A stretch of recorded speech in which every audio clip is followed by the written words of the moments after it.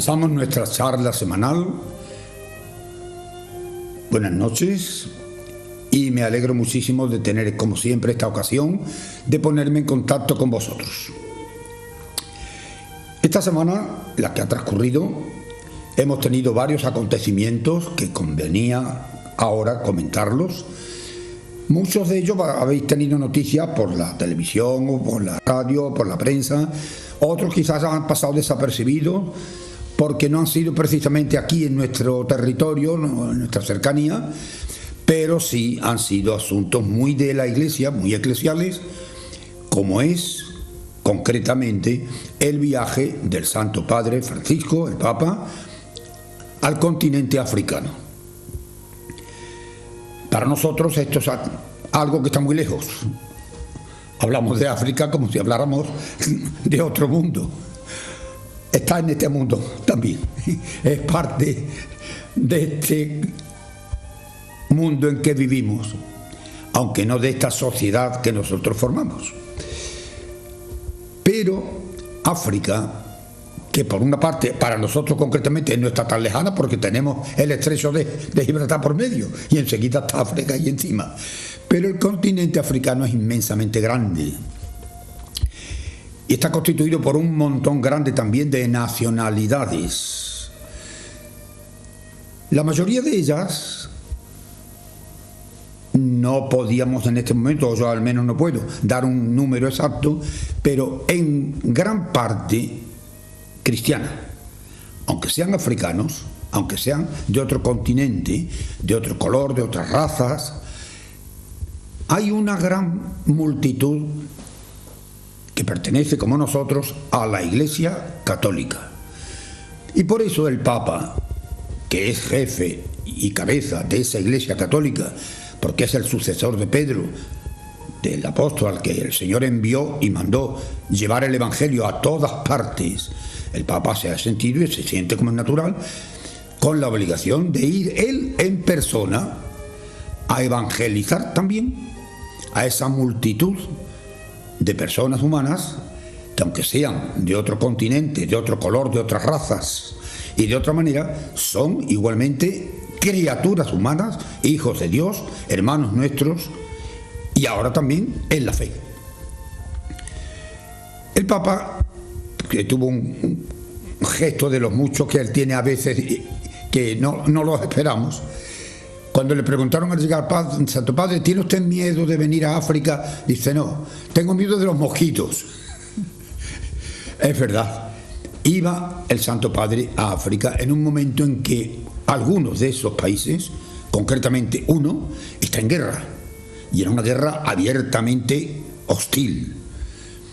Muchos hubieran querido que el Papa no se atreviera a llegar a esos territorios donde podía peligrar quizás hasta su propia vida, su integridad personal. Pero el Papa no ha tenido en cuenta eso.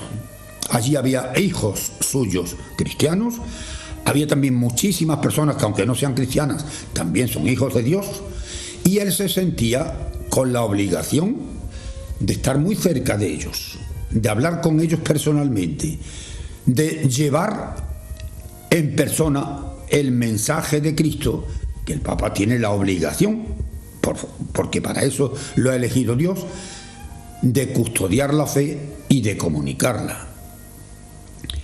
¿Y cómo se comunica esa fe? Pues precisamente ayer, en la lectura de la misa que celebrábamos en honor del apóstol San Andrés, hermano precisamente de San Pedro, son de los dos primeros apóstoles que eligió Jesucristo entre sus discípulos. Ayer en la misa del apóstol leíamos estas palabras concretas.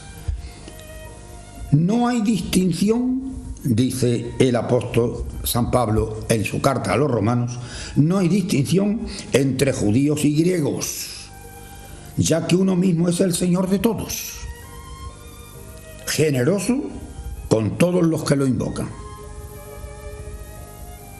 Porque todo el que invoca el nombre del Señor se salvará. Pero mira, ¿cómo van a invocar al Señor si no lo conocen? ¿Y cómo lo van a conocer si no le hablan de Él? ¿Y cómo van a oír si alguien no va y lo proclama? ¿Y cómo van a proclamarlo si no son enviados? Lo dice la Escritura. Qué hermosos los pies que anuncian el Evangelio de la paz. Por eso, estas palabras del apóstol San Pablo a los cristianos en general, el Papa lo hace suya.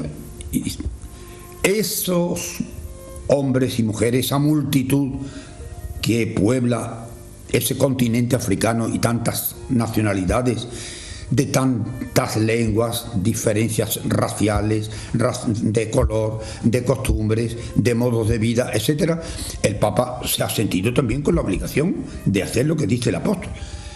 Tengo que evangelizar, pero tengo que hacerlo yo directamente y tengo que ir a hablarles, porque si no se les habla, si no se les presenta a ese Dios salvador de todo, porque es el creador de todos, pues no lo van a entender ni lo van a conocer. Entonces el Papa se ha lanzado, vamos a decirlo así, a esa misión que ha durado una semana, y en donde los que hemos podido ver algunas de las cosas, no muchas, que ha puesto la televisión, hemos visto con qué entusiasmo, con qué alegría han recibido al Papa los cristianos de África.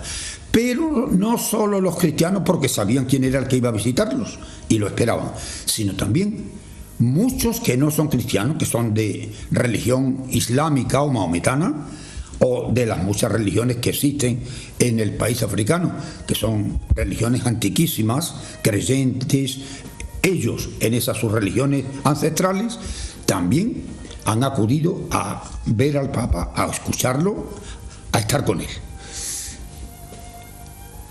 En una de las ocasiones yo pude personalmente escucharlo, porque me cogió en ese momento en que estaba el televisor abierto, y lo oí, el Papa hablando con los jóvenes. Los tenía entusiasmados. Los jóvenes le preguntaban y él les contestaba. O él preguntaba a los jóvenes y los jóvenes contestaban. Que no fue un discurso ni leído ni preparado, sino una conversación.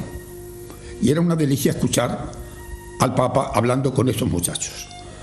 Pero lo que resaltaba sobre todo y por encima de todo, la idea que el Papa llevaba para dejarla muy clara, es que, como dice el apóstol, no hay ya distinción entre judíos y griegos, decía el apóstol San Pablo en aquellos momentos. Ahora el Papa nos dice también, no hay distinción entre africanos, ni asiáticos, ni españoles, ni europeos. Son todos hijos de Dios. Son todos criaturas de Dios y deben y tienen derecho a conocer a ese Dios que es su creador. El Papa no ha ido a imponerles la religión a nadie, sino a explicarles lo que es y significa para nosotros Cristo y su Evangelio. Y la verdad que aquella gente, incluso, repito, los no cristianos, lo han recibido con mucha alegría, con mucho entusiasmo, a su manera, porque era un poco así para nosotros muy extraño ver una misa en que casi toda entera un grupo grande de ellos bailaba y cantaba mientras se celebraba la Eucaristía. Es su manera de dar culto a Dios.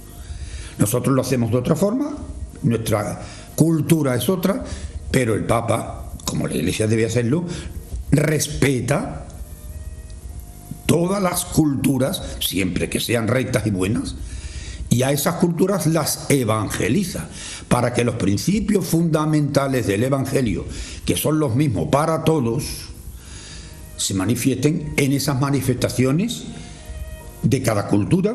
Nosotros en España o en Europa lo hacemos de una manera, en África lo hacen de otra, en Asia y en la India de otra, pero todos buscando el mismo fin, dar culto al único verdadero Dios y aceptar la doctrina y la enseñanza de Jesucristo, el que Él ha enviado y cuyo nacimiento ya estamos preparando. Y ahí va la segunda parte de esta charla de hoy. Hemos empezado este domingo, hace 2 días, una nueva etapa en el culto a Dios, el culto litúrgico. La Iglesia, que es maestra en su magisterio normal y universal, nos va llevando de la mano a través del año en esa forma que llamamos el calendario litúrgico, que es recordar en cada momento sucesivamente, desde el principio hasta el fin del año, los misterios de nuestra fe. Esos misterios que creemos por la doctrina de la Iglesia y del Evangelio, en cuya fe estamos viviendo, que celebramos, y algunas veces, y hay que decirlo, lo celebra mucha gente sin saber qué es lo que están celebrando, y por desgracia también para nosotros ahora en nuestros momentos, algunos lo están desviando de su recto camino y norma. Adviento es el tiempo de preparación para la Navidad, para el nacimiento de Jesucristo. Y yo me pregunto, los que dicen que no creen ni en Dios, ni en Jesucristo, ni en la Iglesia, ¿por qué celebran la Navidad? Se entiende perfectamente cuando estamos viendo lo que acontece en nuestra sociedad. Para muchos, o para algunos, la Navidad es un tiempo de diversión. Es un tiempo de ganar mucho dinero porque la gente compra y gasta y tira y etcétera.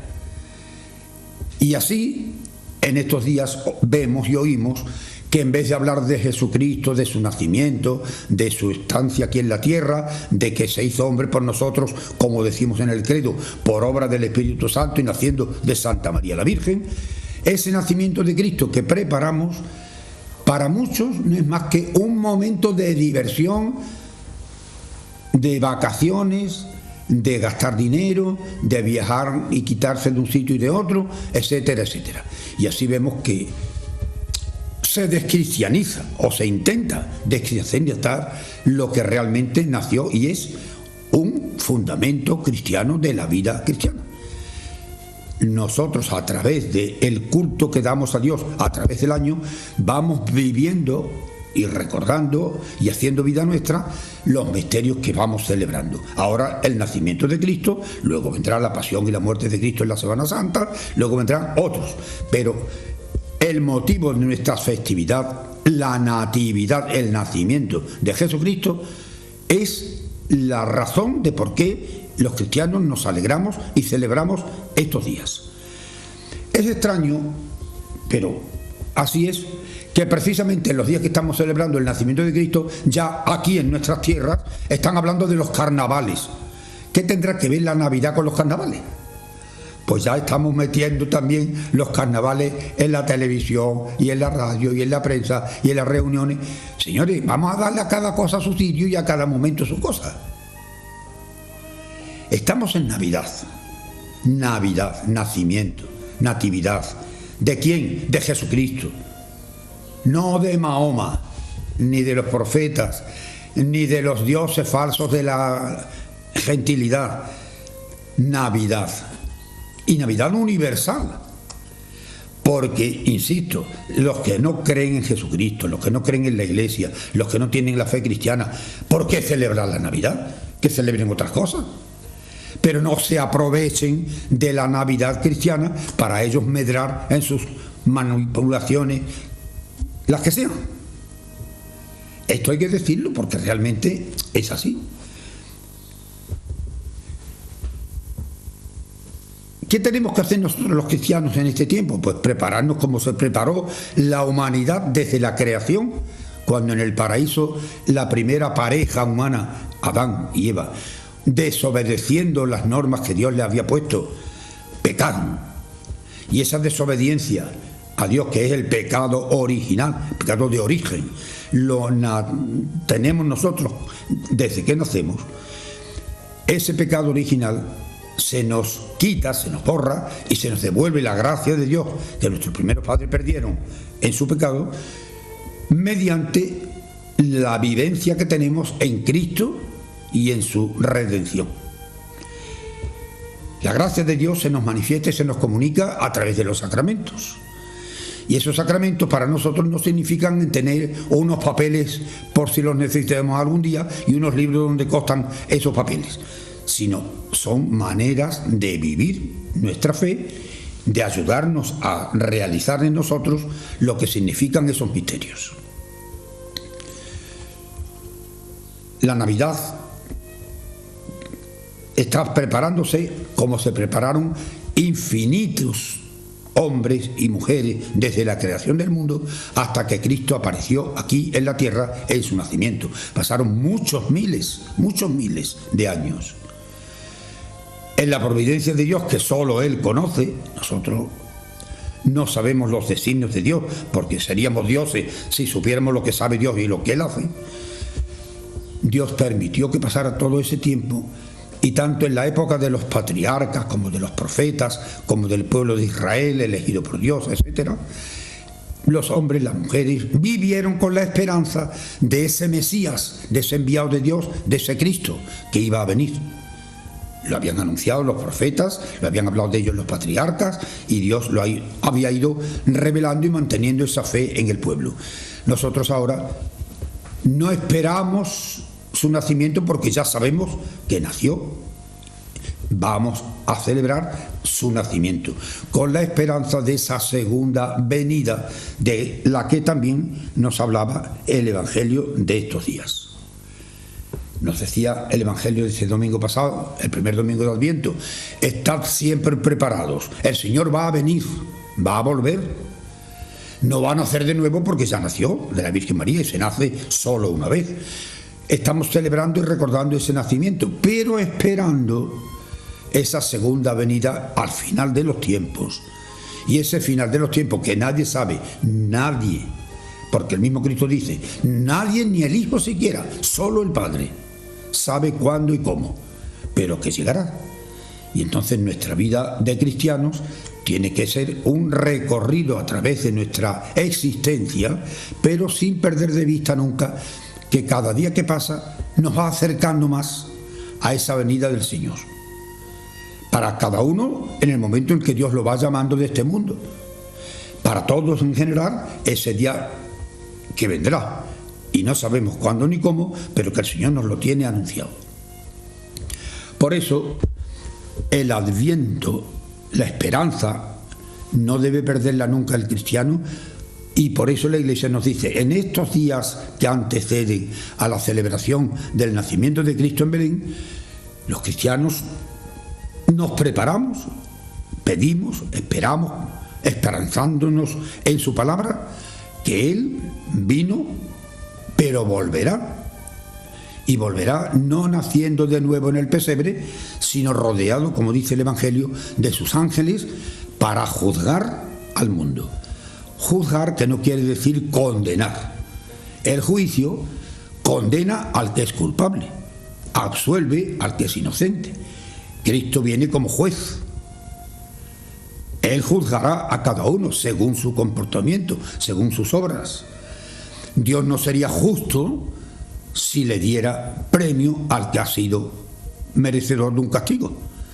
Dios está dispuesto siempre a perdonar. Y precisamente esto nos recuerda la Iglesia en estos días.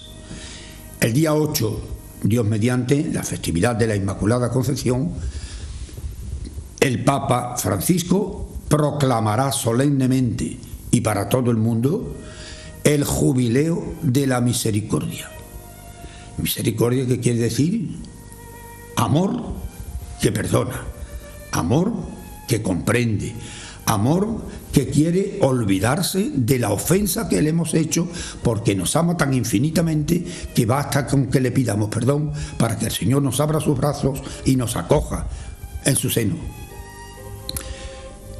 Hablaremos de esto, del año jubilar de la misericordia, en la próxima charla, que está más próxima ya a la apertura que la hará el Santo Padre Francisco en Roma el día 8, que la haremos aquí en la diócesis, en la catedral, el domingo siguiente, y que luego los templos que van a ser templos jubilares en nuestra diócesis son solamente la catedral y 4 más, entre ellos el nuestro de las montañas.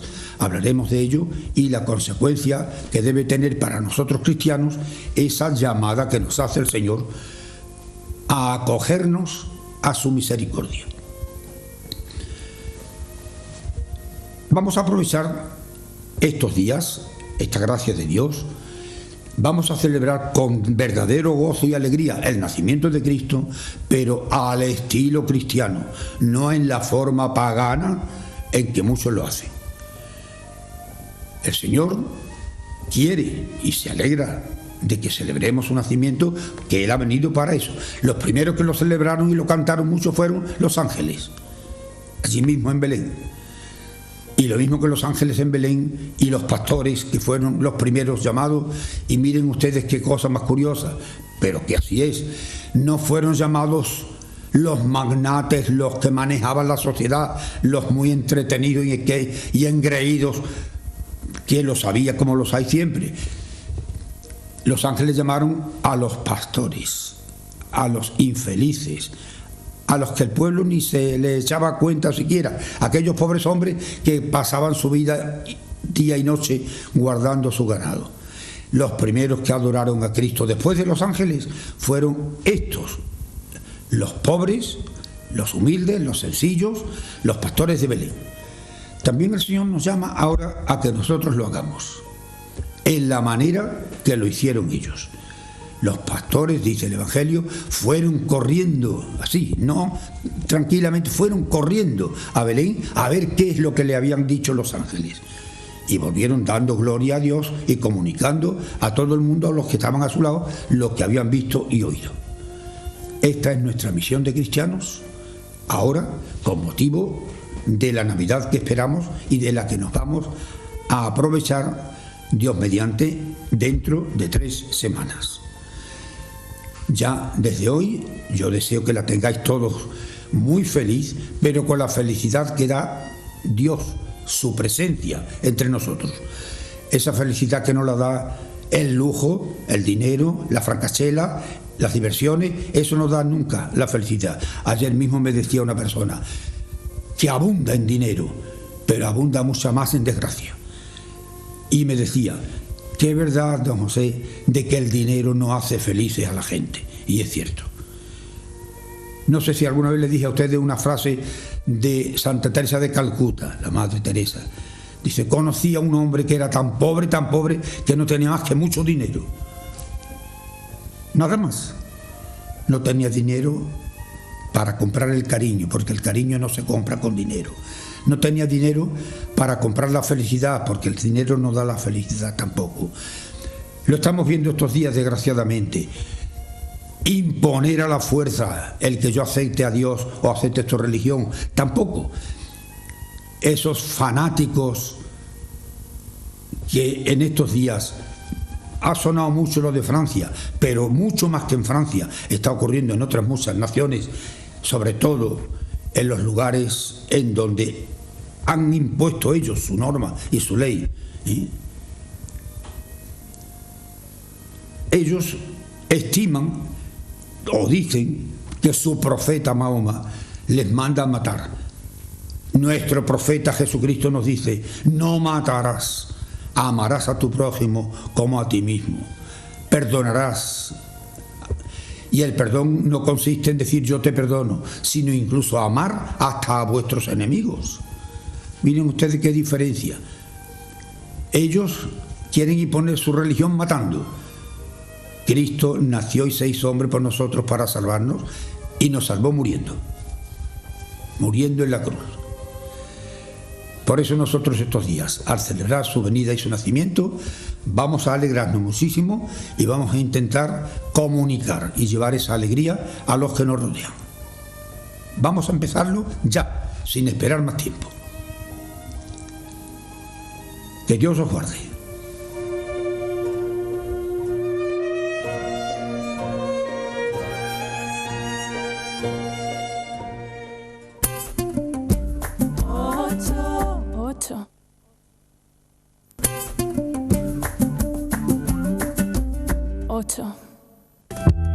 Adelgazamiento y nutrición Dr. González. Le proponemos una pérdida gradual y controlada de peso a base de dietas equilibradas y de fácil cumplimiento. En nuestra consulta perderá peso y aprenderá a comer. Solo utilizamos una dieta saludable, variada y personalizada. Pierda peso y gane vida. Adelgazamiento y nutrición Dr. González. Consultas lunes y jueves en nuestra clínica situada